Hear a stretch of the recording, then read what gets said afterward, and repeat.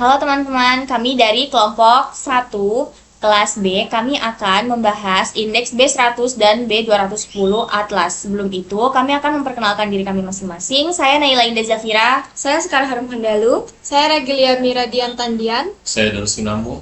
Saya Yakobus Benyamin Reno Awalebun. Mari kita melanjutkan ke pembahasan. Baik teman-teman, saya akan langsung masuk ke dalam pembahasan. Yang pertama yaitu indeks B100 atau worksheet. Teman-teman bisa langsung masuk ke dalam indeks B100-nya. Kemudian akan tampil menu seperti berikut, yaitu worksheet. Di dalam B100 ini terdapat 4 subbab indeks yang bisa kita isi. Yang pertama ada indeks B110, yaitu WTB atau Working Trial Balance. Yang selanjutnya B120 atau Procedure Mapping and Let Schedule. Kemudian ada B130 yaitu Saje-Paje. Dan yang terakhir ada B140 Laporan Posisi Keuangan dan Laporan Laba Rugi. Baik teman-teman, kita langsung masuk saja ke dalam indeks B110-nya. Teman-teman bisa langsung klik dan akan muncul tampilan seperti ini. Pada subindeks ini berisikan informasi mengenai posisi laporan keuangan atau trial balance sebuah perusahaan sesuai dengan periode perikatan audit yang berlaku. Angka yang muncul pada indeks B110 semuanya sudah secara otomatis mengacu pada informasi laporan keuangan yang sebelumnya sudah dilengkapi atau diisi di bagian D100 atau input laporan keuangan. Dan pada indeks B110 ini yang perlu dilengkapi adalah kotak hijau yang berisi dua informasi, yaitu laba rugi tahun berjalan dan ekuitas lainnya atau OCI, yang terlihat pada tabel dengan judul pilihlah akun yang sesuai dengan laba rugi tahun berjalan dan ekuitas lainnya atau OCI. Selanjutnya, di sini saya akan membahas mengenai indeks B120, Procedure Mapping and Lead Schedule. Nah, menu selanjutnya yakni indeks, kesimpulan dan keterangan. Di sini saya akan memberikan 3 contoh. Yang pertama, piutang usaha, persediaan dan penjualan barang dan dagang. Dan untuk mengisi piutang usaha dapat menekan pada menu indeks Romawi 2 dan tertampil. Jika kolomnya berwarna putih berarti isinya otomatis, dan berwarna orange dan warna hijau berarti ada pilihannya atau diisi secara manual. Dan yang perlu diisi itu yang pertama resume substantif analitis prosedur, yang dimana akun piutang usaha itu moderate. Nah, ada pilihannya itu high dan moderate atau no, dan kalian dapat memilih moderate.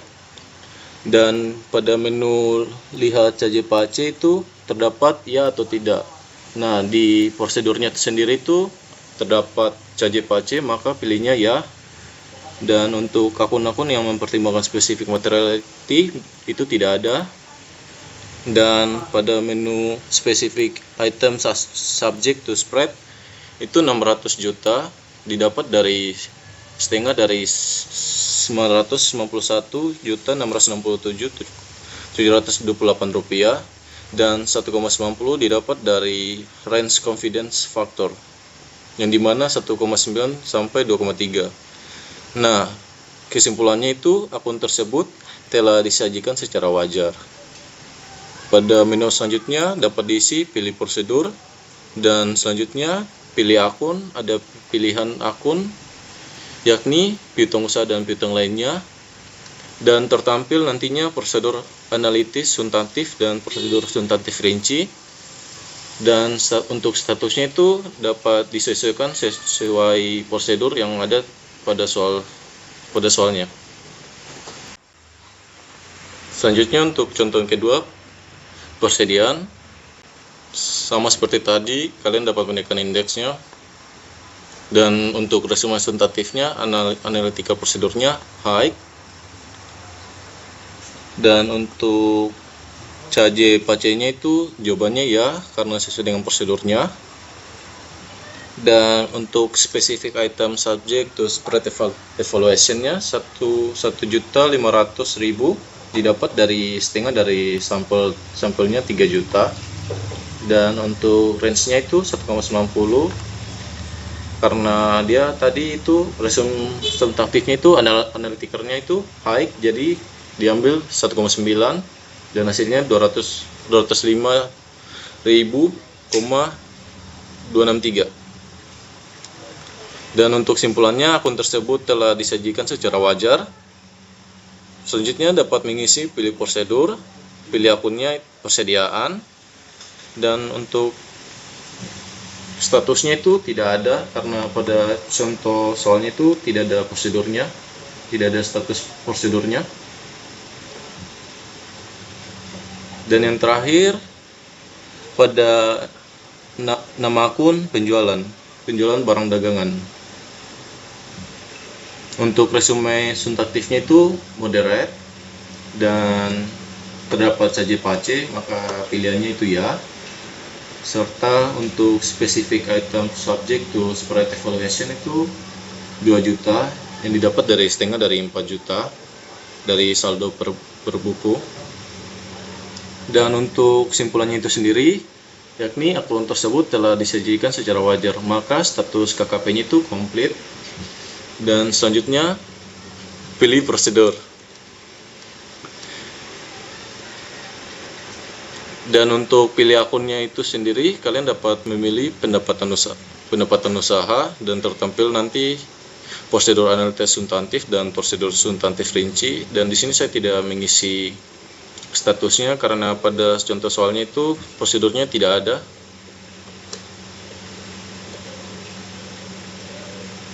Nah, selanjutnya kalian dapat mengisi kesimpulannya, yakni pada piutang usaha sendiri itu akun tersebut telah disajikan secara wajar.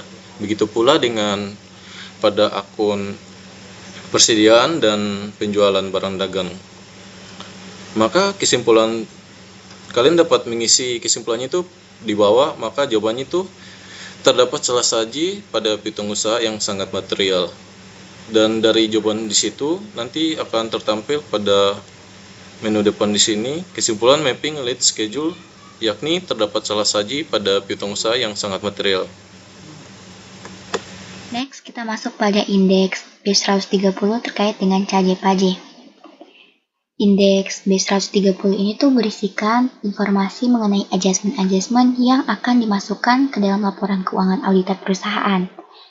Adjustment atau penyesuaian tersebut ada 2 jenis. Yang pertama ada CAJE, yaitu Client Adjustment Journal Entry, yang artinya jurnal penyesuaian karena klien ada kesalahan perhitungan. Yang kedua tuh ada PAJE, yaitu Purpose Adjustment Journal Entry, artinya jurnal penyesuaian yang diajukan oleh auditor. Untuk melengkapi indeks B130 ini, kita mengacu pada informasi yang ada di soal, di mana pada soal itu terdapat informasi bahwa pada bulan Desember 2018 terdapat penyusutan peralatan gedung dan pendapatan jasa giro bank yang belum dibukukan sebesar Rp20.000 dan Rp100.000. Nah, untuk mengisi ini kita scroll ke bawah, kita lihat pada tabel rincian CAJE-PAJE-nya. Dari informasi di soal tadi, kita bisa tahu kalau untuk penyusutan peralatan gedung di sini akunnya itu yang terpengaruh yang pertama ada akun beban penyusutan dan amortisasi pada akumulasi penyusutan bangunan. Kita masukkan akun-akunnya di tabel nama akun. Setelah kita masukkan, kita juga isi keterangannya. Di sini keterangan untuk beban penyusutan dan amortisasi serta akumulasi penyusutan bangunan itu sama, yaitu isinya auditor menemukan beban penyusutan peralatan gedung yang belum dicatat per 31 Desember 2018 sebesar Rp20.000. Setelah kita masukkan nama akun dan keterangannya, tidak lupa kita juga mengisikan terkait nominalnya. Kita masukkan pada tabel dibukukan di sini. Kita masukkan nilai Rp20.000 di debit untuk akun beban penyusutan dan amortisasi dan juga Rp20.000 di kredit untuk akun akumulasi penyusutan bangunan. Lalu kita scroll geser ke samping. Di sini kita juga mengisi terkait tabel kelemahan pengendali internal dan adanya kecurangan.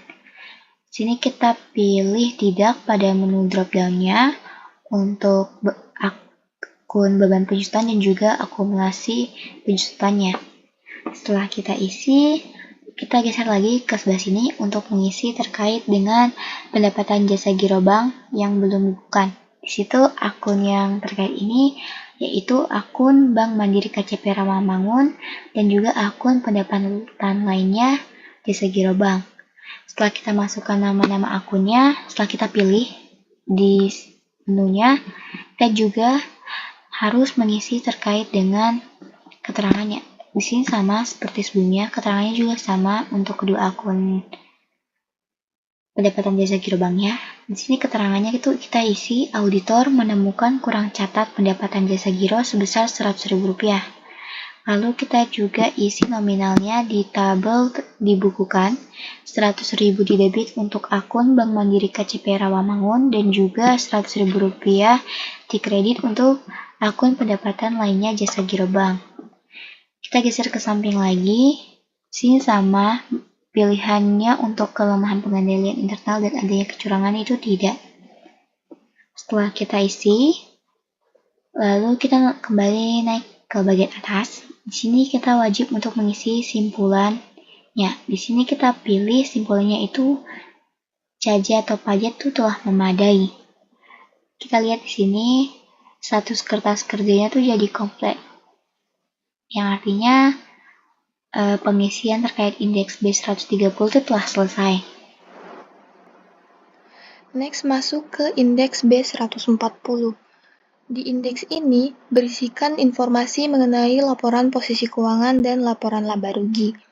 Di sini angka-angka yang muncul semuanya secara otomatis terisi dari indeks-indeks sebelumnya. Sehingga di sini simpulannya balance sheet atau profit and loss-nya telah memadai. Nah, jika merasa laporan keuangannya masih kurang, kita bisa menambahkannya di laporan keuangan manual. Di sini diklik aja. Nah, di sini kita bisa menambahkan akun-akun yang mau ditambahkan. Di sini ada drop down-nya, silakan dipilih sesuai akunnya.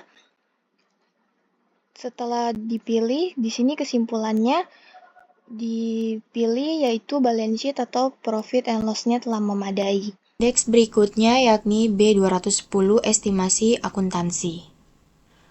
Untuk mengisi indeks berikut, disajikan sebuah soal yang ada pada Excel berikut. Estimasi akuntansi yang berlaku yakni pertama, klien mengestimasi piutang tidak tertagih sebesar 1% dari total piutang usaha dan telah dibukukan. Yang kedua, manajemen telah menugaskan ahli dalam menghitung imbalan pasca kerja dengan menugaskan kantor jasa aktuaria ABC. Dan yang ketiga, menghitung nilai wajar properti investasi menggunakan jasa penilai publik DEF. Kembali lagi ke aplikasi Atlas. Untuk yang pertama, ada akun estimasi piutang tidak tertagih. Penggunaan tenaga ahli di sini adalah manajemen, metode yang digunakan professional judgment, dan dasar asumsi yakni 1% dari total piutang usaha dan dibukukan. Pengendalian yang relevan tidak terdapat informasi di soal, serta level pengukuran nilai wajar yakni level 3. Yang kedua, kembali lagi ke soal, bisa dilihat di sheet aktuaris. Akun pengungkapannya ada imbalan pasca kerja. Kembali ke soal lagi. Maka akun estimasi manajemennya yakni imbalan pasca kerja, penggunaan tenaga ahlinya kantor jasa aktuaria ABC, metode yang digunakan metode projected unit credit, dasar asumsinya rumus manfaat sama dengan 2 kali masa kerja dikali gaji pada saat pensiun, suku bunga obligasi pemerintah 8%, kenaikan gaji 6%, dan usia pensiun 55 tahun. Pengendalian yang relevan tidak terdapat informasi di soal Excel tersebut. Level pengukuran nilai wajar level 2 dan referensinya di indeks B270. Yang ketiga, untuk akun ketiga kembali lagi ke soal, bisa dilihat di sheet penilai publik. Itu akun pengungkapannya properti investasi, Maka kembali di aplikasi Atlas.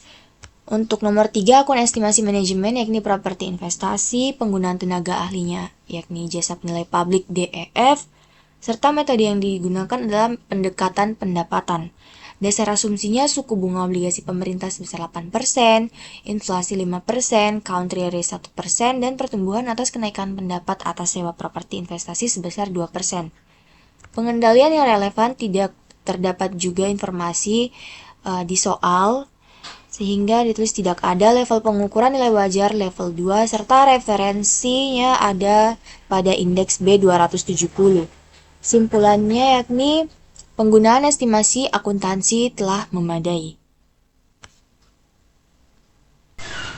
Demikian pembahasan indeks B100 dan B210. Semoga apa yang kami sampaikan bisa bermanfaat. Terima kasih.